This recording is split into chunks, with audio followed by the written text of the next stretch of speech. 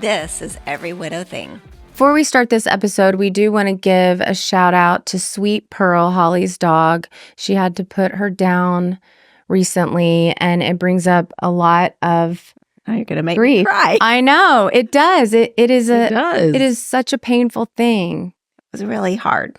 Yeah. She was 13 and a half.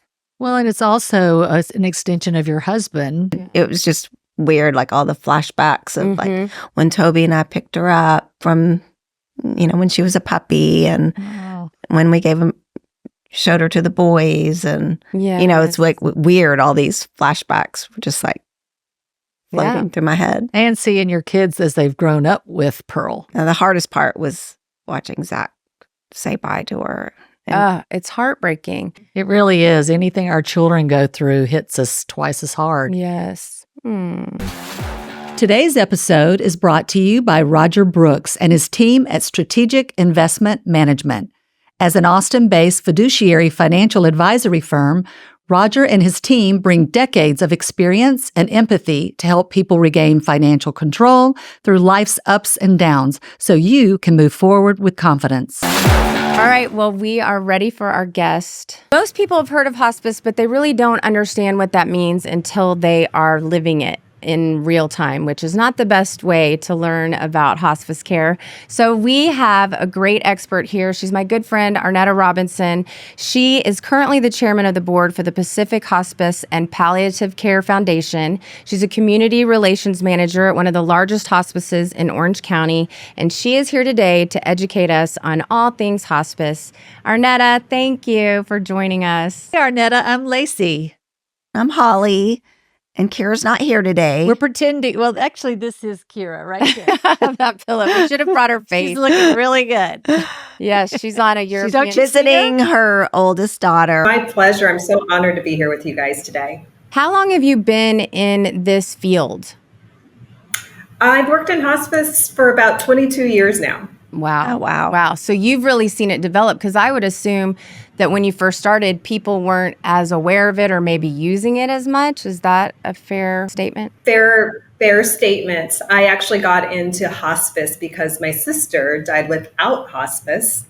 And so that was my impetus to really get involved with hospice work. I worked in healthcare as a clinician, and she really didn't get the best end of life experience. And I really wanted to that was my passion. I let my mess be my message, and so transitioned and pivoted into hospice work. I always say I'm really great at loss. My father was killed in the line of duty, sudden death. My brother was killed in a car accident, and I had another brother that was actually killed. And then my sister died without hospice, and 3 years ago, this Mother's Day will mark the 3-year anniversary of my mother's death.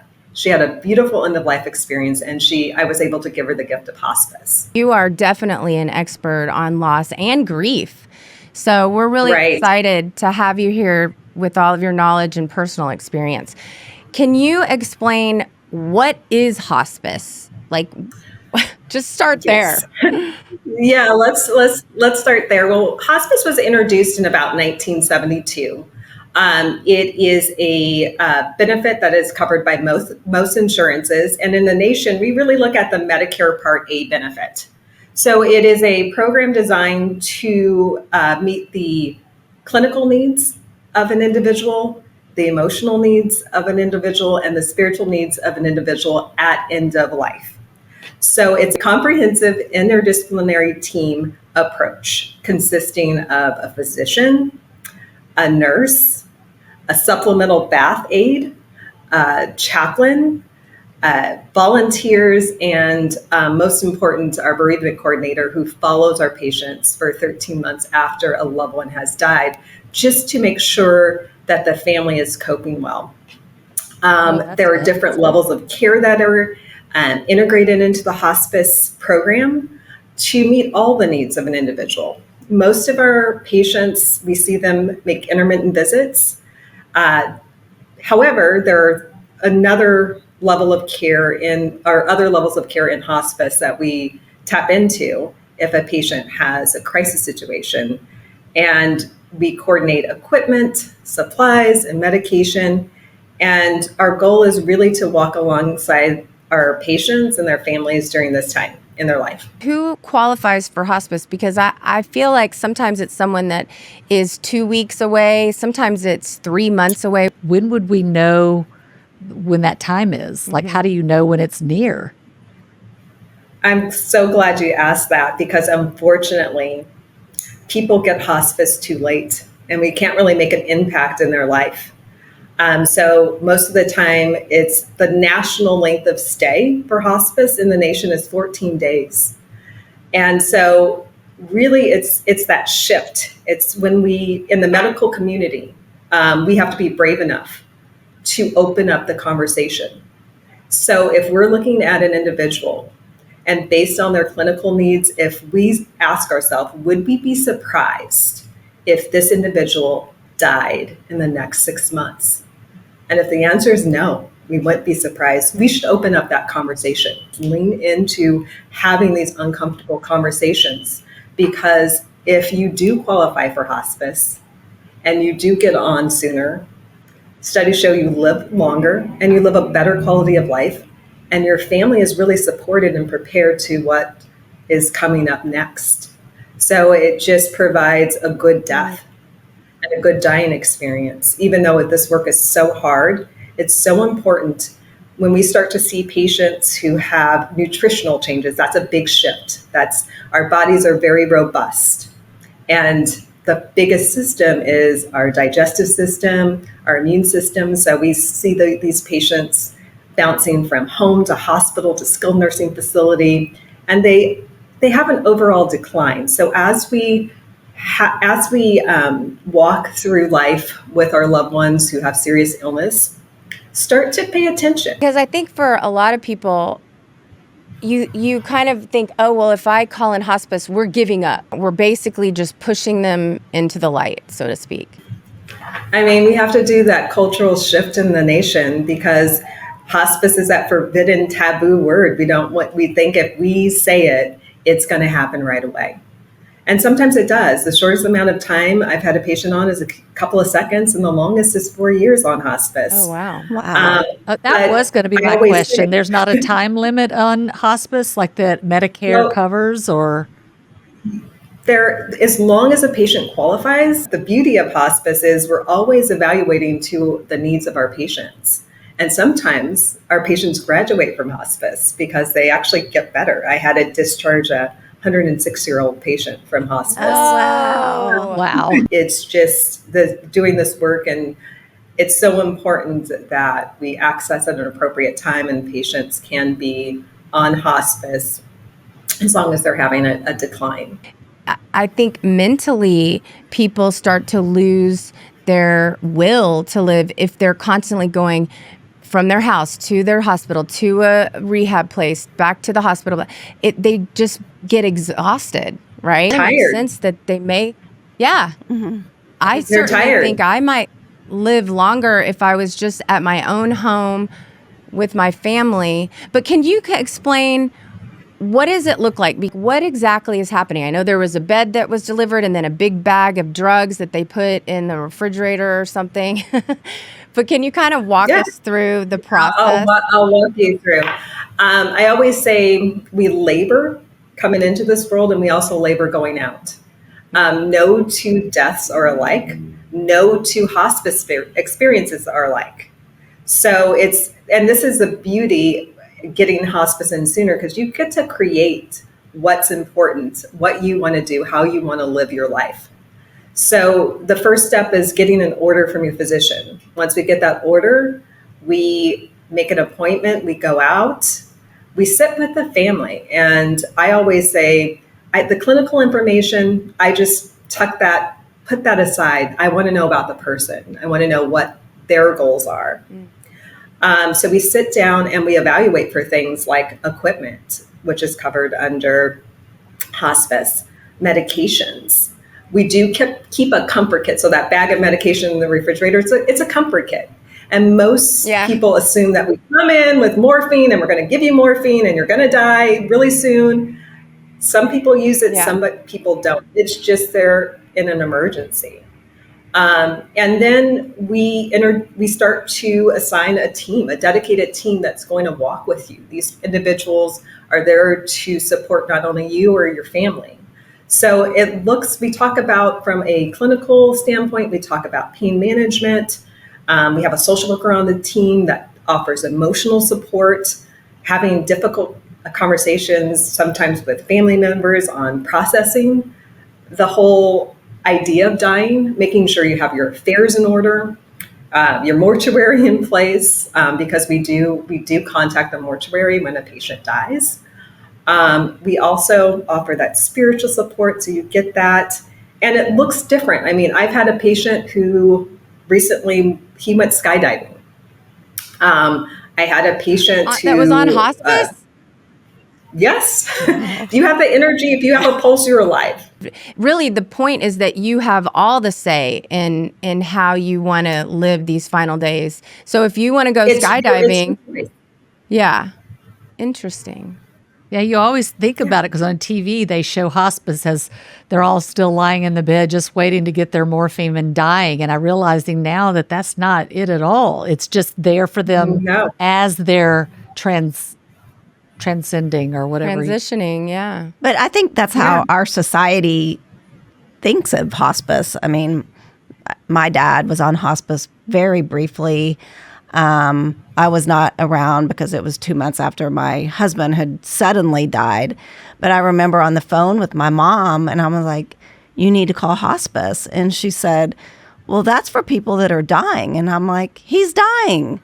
And I wish she had called much sooner because she would have had, it sounds like what you're saying, so much more support rather than feeling alone. The biggest part of what we do is training and education. So we start to talk about what you're going to expect, what you're going to see, how that's going to look. And especially since we are experts on different end-of-life disease processes, we're able to really talk to that. The biggest thing is end-stage nutrition.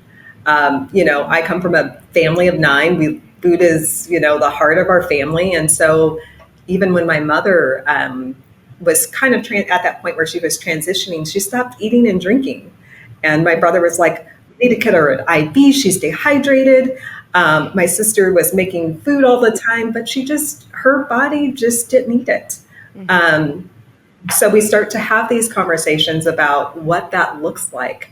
I always say it's okay to die dry. Our bodies are designed. It's okay to die dry. You should get a t-shirt made. That's my quote. It's okay to die dry. Well, I think people assume that their bodies are feeling the same as a healthy body. So like if I'm dying of thirst, that's uncomfortable and I don't want my loved one to be uncomfortable. So they've got to be starving. We've got to give them some food or some water. Is their body handling it differently? They're not feeling what a healthy body would feel? The body's a beautiful thing.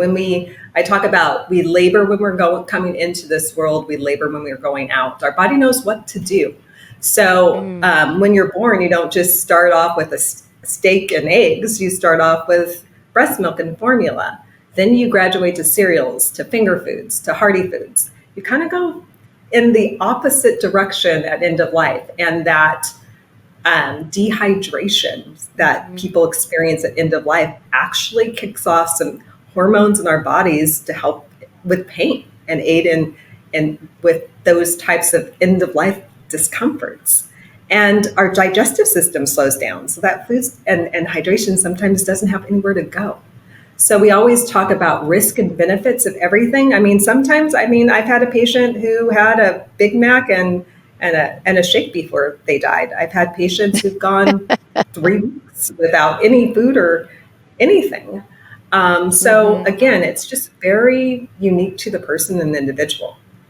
So there's a lot of myths about hospice. I'd love to know what it actually looks like. I've read a lot about it because of what's happening with my mom. Mother will probably be the one with the McDonald's because she made me go get her one while I was there. And just stuff like that, like what you look for, like how would I know that it's actually in the process of, let's just say it happens while she's at this facility? Like, how would I know? You may see changes in the color of skin. You may see an individual who has very drastic temperature changes. You may hear that rattle, respiratory issues that come up. Our body's really laboring. So sometimes you don't have any of these things. Sometimes an individual can have all types of complications. So it really does look different from each individual. But that's the beauty of hospice. We're there to kind of explain and guide the family what's normal and what's not normal. The one big thing is people think that hospice is going to come in and they're going to be there 24 hours a day, 7 days a week, right with you in your home. And the reality is most of our patients are on routine level of care where we're making intermittent visits. And caregiving is not covered by Medicare or most insurances. Long-term care insurance covers some caregiving expenses, but the sad part in our nation is that it falls on the families. So it's something that we don't discuss, or the cost of caregiving, to hire private caregivers to come in to assist with the day-to-day care. We call that activities of daily living in our little world here. The bathing, the grooming, the changing, who's going to be there to shoulder the responsibility of taking care of this loved one. And that's something that people assume hospice is going to come in, or hospice is a place you go. Hospice is a service that comes to you. Now, state to state, there are hospice houses in some places.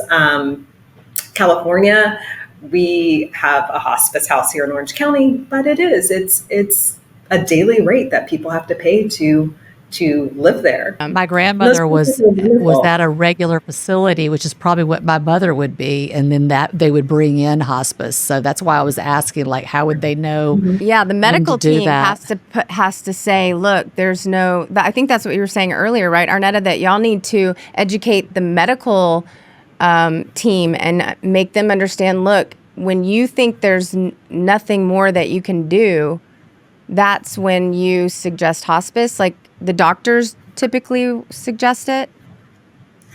I would always advocate. Unfortunately, 85% of healthcare professionals are uncomfortable talking about death and dying. I run into that all the time.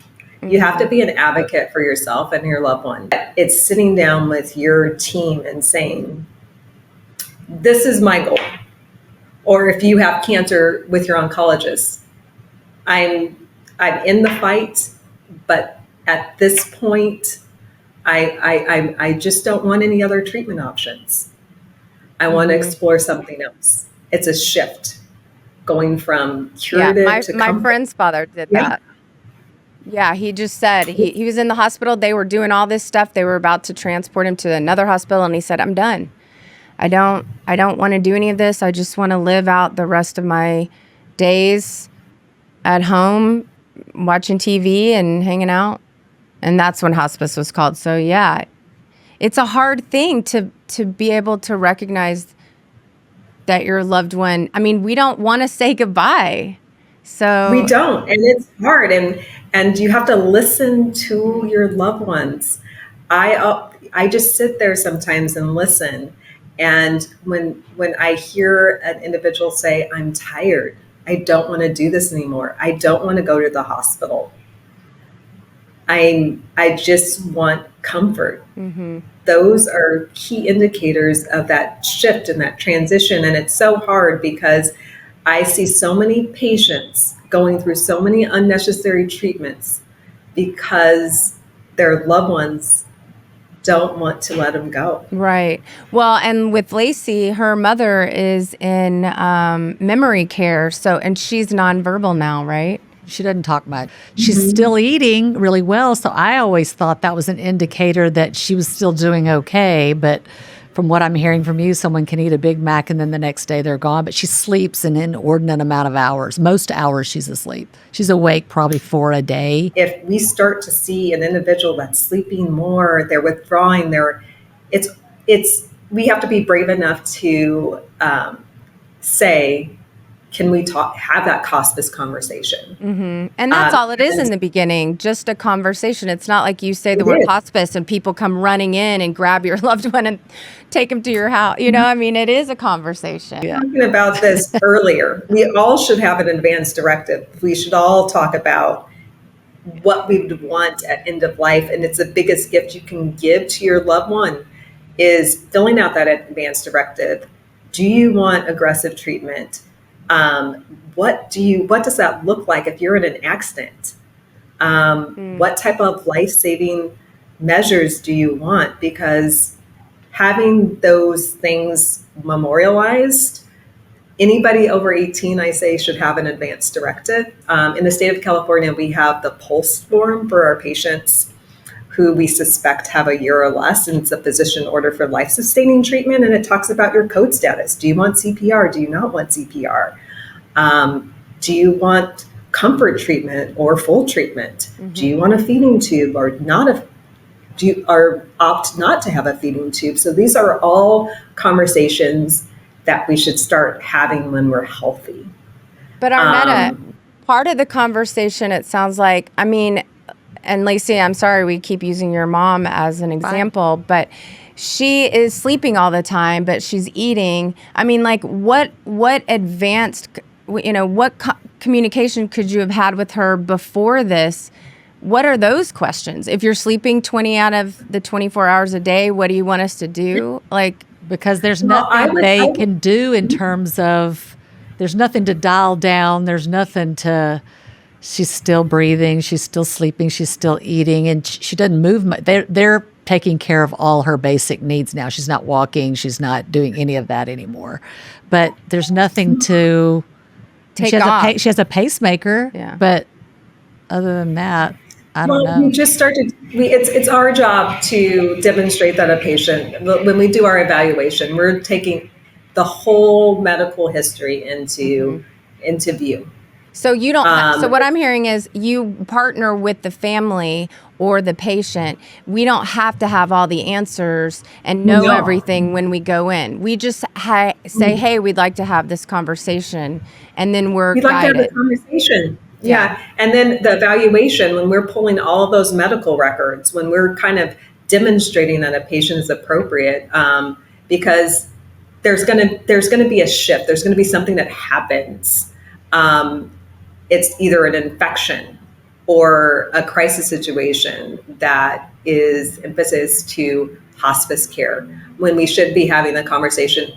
Right now, there's signs. She's sleeping 20 hours a day. She's more dependent on her care needs. Mm-hmm. These are things that you should start having a conversation with her specialist, with her doctor, and saying, can we open up the conversation? Can we talk to hospice? Can I get an evaluation to see where my mom is? Because knowledge is power. If a patient is appropriate for hospice, getting that support in, walking alongside, because the reality is hospice is more for the family than it is for the patient, because the family is getting that support. They're getting that emotional support. They're getting their affairs in order. And you brought up an excellent point that I want to get back to. People tend to think that hospice means you have a hospice person in your home 24/7 to handle all of that person's needs. That is not true. Sometimes you're seeing the hospice person once a week. They're always available and you can call them, but your family is responsible for. If that person can't walk, you have to have somebody that can get them to the bathroom. If they have medications that need to be administered or daily things like brushing their teeth and bathing and all of that, there's not a person from hospice in your home 24/7. You have to pay extra for that. So I assume you can bring in hospice to like the memory care facility, correct? You can. We go anywhere a patient calls home. Okay. But it's great to know that if, for example, your mother, she's in a facility already where she's provided all that care, but now you want hospice, that's a possibility, and she doesn't have to leave that facility. She's just getting extra care. Yeah. There's so many opportunities that you have with really leaning into the hospice as a whole. Our studies show that just the impact that we make in the quality of life. And, there are other services. We talk about, a lot of people mistake palliative for hospice care. I would say palliative care is for those people with serious illnesses, and they are still seeking treatment. They have their care team, all those specialists that they see, their primary care doctor, and they still want to engage in their care. And it could be what that looks like for a young patient who has cancer, young mom.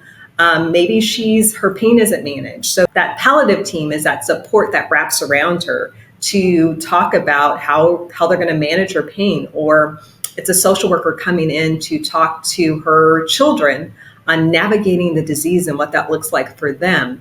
And that young mom with cancer can go and live a full life and be on palliative care for 5 years, versus another patient who is maybe 90, doesn't want any aggressive treatment, has cancer, and now is looking at her options, not ready for hospice, but still exploring, what her options are.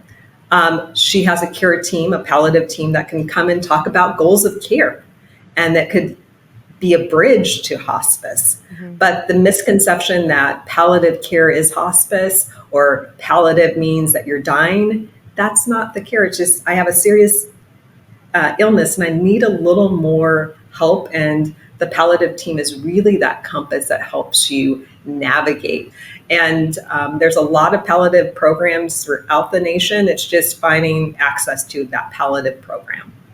Versus hospice is really, you're transitioning. You want that comfort, you want that support, and you don't want any curative needs. As far as support from hospice, is it the same if you're in a home, if you're, have an illness or dying in your home versus in a facility or a hospital? Okay, so with the only difference, there's 4 levels of care that are built into the hospice program. First level of care, one of the levels of care is routine hospice. Most of the people are on that, where we're making intermittent visits. The core team doesn't change. You have your physician, you have your bath aide, you have your social worker, you have your chaplain, volunteers, bereavement coordinator. That core team, no matter where you are, that is your team. Your supplies, equipment, medication, all paid for. The levels of care are a little different. So if you're at home, we're looking at 4 levels of care. The routine level of care, like I mentioned, we're making intermittent visits. Then you have continuous care. So if we get a call in the middle of the night, some things we can handle over the phone, some things we can't. We have to send out a nurse. That nurse got there, you're having respiratory distress, pain out of control. It's not managed. We may put our patients on what we call continuous care, where we deploy a nurse that is their bedside to really do hands-on care. And then we reevaluate that. And if the patient is stable, we go back to intermittent visits. If not, we continue that. If there's a situation where we can't control the symptom where the individual is, there is general inpatient level of care for those individuals that are in a crisis situation. We can't control the symptoms at home. Again, we're reevaluating that, and we do discharge a patient back to wherever their living situation was, if they can. If not, they do end up dying in that general inpatient unit. If a patient is at home, we do look at respite. There are 5 consecutive days of respite. Those are the level of care. And remind me, what's respite? What's respite stand for? Respite care is 5 consecutive days of respite. So we always are looking at the caregiver. Do they have burnout? Medicare does have a carve out called respite care, where we find a skilled nursing facility so that the patient can go and give that caregiver a little rest. Yeah. It's a tough job. We will be right back. Imagine a financial partner who meets you exactly where you are, acknowledging your grief and taking the time to listen, empathize, and truly understand what matters to you. Strategic Investment Management can help you plan a course that honors your past while embracing your future. Whether you're worried about tax implications, paying off debt, or stewarding your asset distributions, Roger's team can make a plan that's aligned with your family's needs and goals.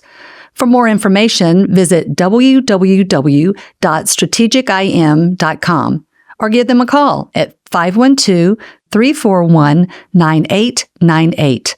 Again, that's 512-341-9898. Tell them you heard about them on Every Widow Thing. And now, back to the show. Does hospice ever say no? Do you ever go in and you're like, oh man, this is a 108-year-old man trying to take care of a 106-year-old woman?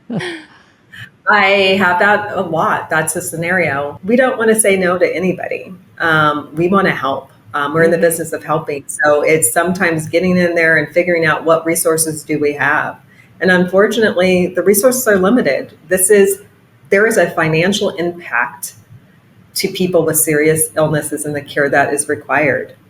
And I think that's something that's not discussed. We're not talking about it enough.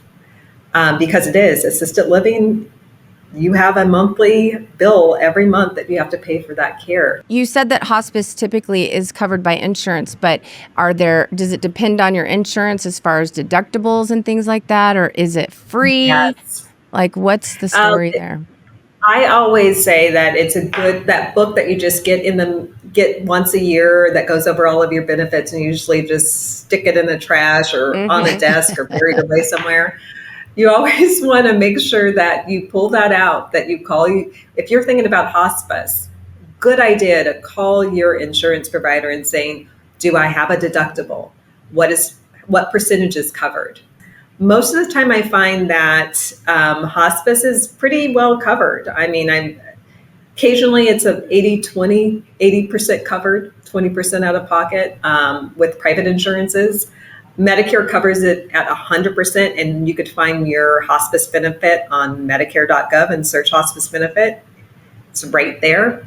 But it's a good idea if you're thinking about hospice to call and know your benefit, know what to expect. Can you tell us what it looks like on the last day of hospice? I always say death is a social event. It's not a medical intervention unless you have complications. Mm-hmm.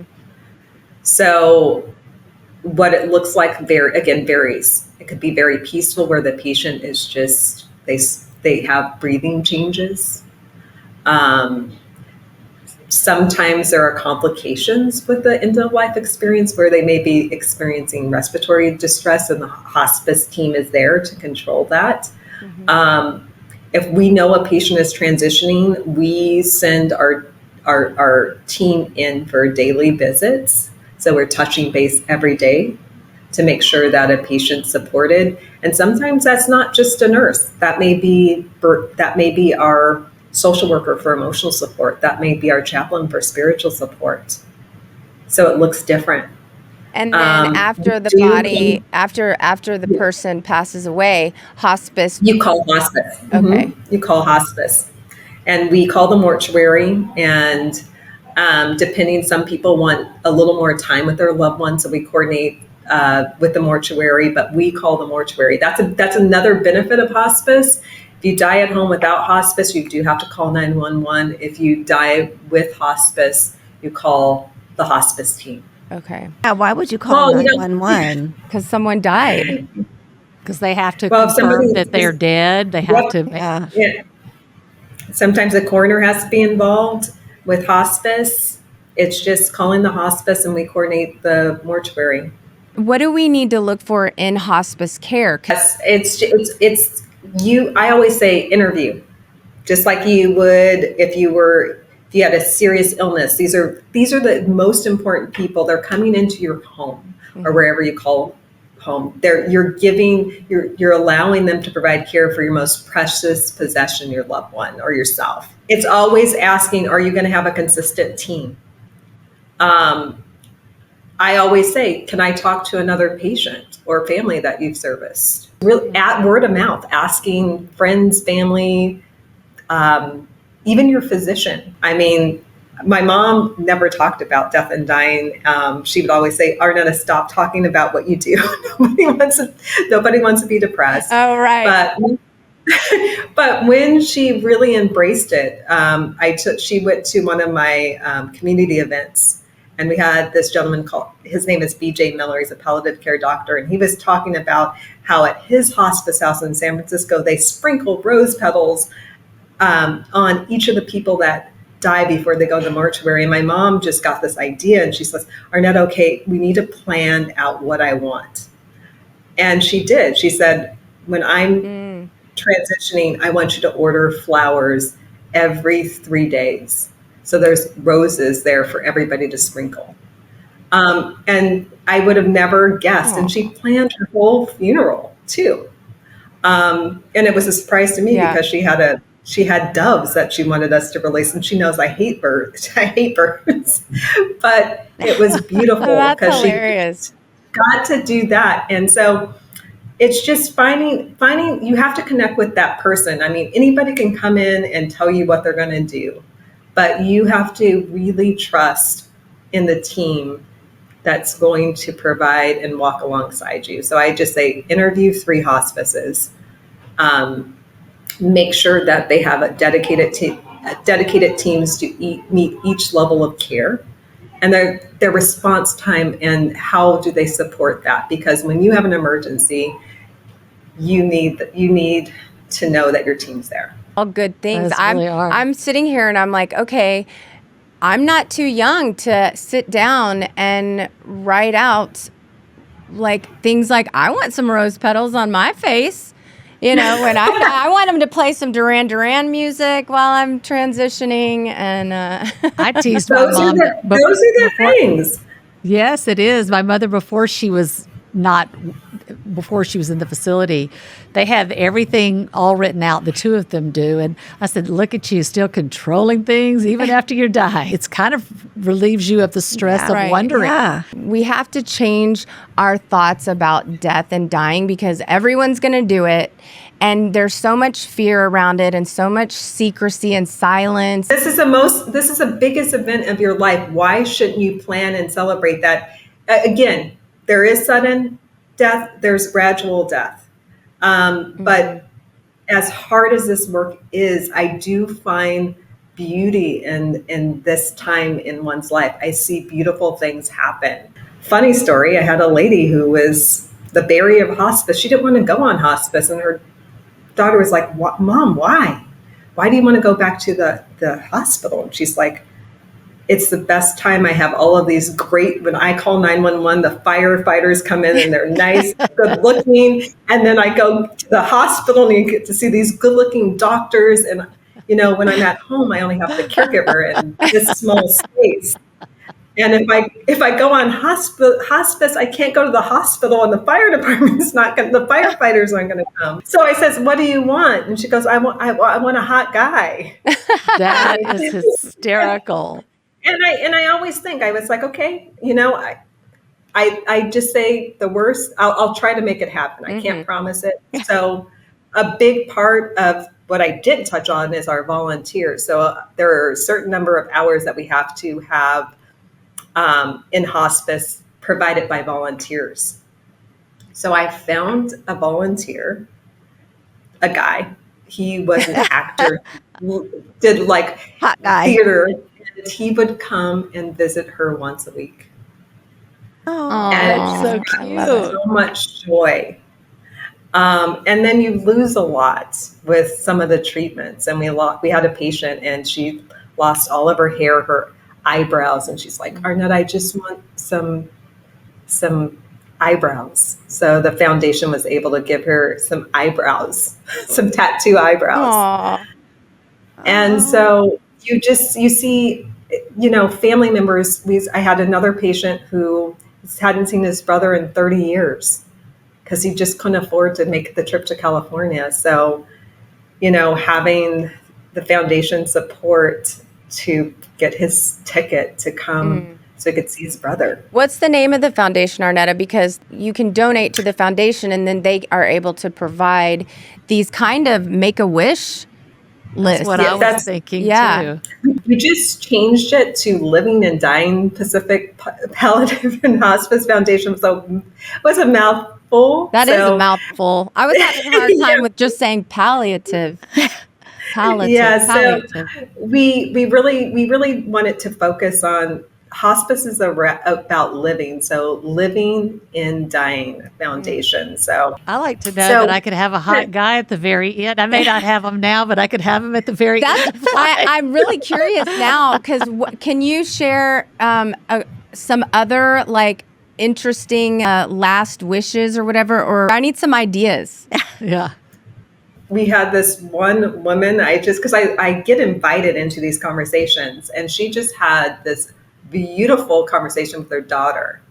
And it's where I got my funeral playlist idea. So she had a list of everything that she wanted playing when she was actively dying, and then at her funeral playlist. Sometimes people, want it very private. They want to be alone. And sometimes that just happens. Sometimes people they have their loved one that sits right next to them. They go to the bathroom and then their loved one dies. Well, I just think that's protection. They wanted to protect their loved one too. Let me just share one of mine, because we have medical aid in dying in California. It's not recognized where patients could actually take medications to end their life. You talk about those ethical dilemmas and everything, but it is legal here. So I did have a patient who said, like, Arnetta, I just want to have a date with you. And I was like, no. I just said, okay. So I called my fiance and I was like, I'm breaking up with you for about an hour. But he wanted to save Danishes, and he just wanted to share about, life and how you should enjoy it. And it was a great conversation with his sister, both of his sisters. So it was, some of those conversations just mean the world to me. Share with our audience some things that you know for sure, as Oprah likes to say. Just enjoy life. Don't sweat the small stuff. And really, you get an opportunity, knowing that I know for sure one day, I don't know when, I'm going to die. We all are. We should really go out and articulate and get uncomfortable talking about this part of our life. And when we do that, we get a better end of life experience. Like a birthing plan. I never did, but lots of people did. I'm not that big of a planner, but I'm going to plan for my death. I love that you want to create your own environment. However, you don't have to go. You can go on your own terms, I guess is what I'm saying. Mm-hmm. Yeah. You've also made me realize that your child should have that. I didn't even think about that. He has like certain things done, but there are certain things that we still have never talked about. The reality is, if you have an 18-year-old or above, they should have an advance directive. But it can be very much more specific. It sounds like you really need to sit down. A deeper conversation about exactly what. But I think immediately my 18-year-old would say some stupid stuff. So I don't really want to know because he'll change his mind. Like an 18-year-old's idea is going to be very different. Yeah, You're going to have the conversation every year. You do. That's what I say. Every year, pull out your advance directive and update it. Yeah, I'm sure we can go online and find some really like deeper questions, not just a form, but like really go deep into what you should be thinking about or considering. Right? Yeah, there's a great form called 5 Wishes. It's a great advance directive tool, but there are so many out there. All right, you mentioned about volunteers. I would love to know. I'm assuming because this is the medical field in general, I think they're in dire need of more people. So our volunteers, I even think I almost recruited you one time, Whitney. You played the ukulele, so yes, you were willing to come. Yes. I had a patient who wanted somebody that knew how to play the ukulele. Yeah, they apparently wanted someone that was barely good enough to play the ukulele for them, play them out. I'm learning a lot today. Well, we have a lot of people out there with a lot of gifts and talents. So not just medical professionals, but We have people that we have a choir that volunteers their time to sing to our patients. We have people with music talents, people who like just to read with our patients. We have a lot of students that volunteer. They are going into social work or nursing.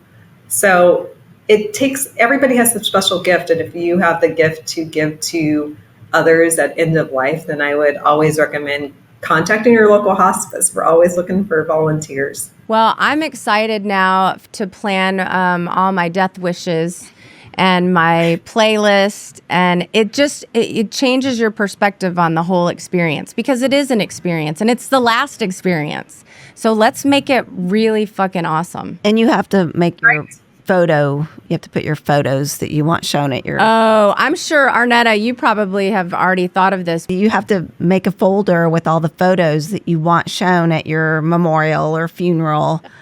Yeah, you don't want the wrong ones. I will share that on my 50th birthday, I gave out cards to everybody in a nice pin, and I said, "Okay, I want you to write down what you would say at my funeral. And I'm going to put it in a box." Oh, and love that. I'm going to have it read. Oh, you didn't read them? You put them in a box for your funeral? You can't make it. Right. Well, I would be reading every single one of those before I put them in the box. I might be scared. I am so grateful that you took time out of your busy day to share with us. And I have to say, it's weird, but I'm a little excited about thinking of all the fun things I'm going to do and make my family do for me. She's going to be working on her playlist. I'm going to start my playlist. Yeah, my pictures, hot firemen, all of those things. So thank you, Arnetta. Thank you. We love you. I appreciate your time. I really admire what you do. I do too. That cannot be an easy job. No. Day in and day out. It's so hard. So that's really your special.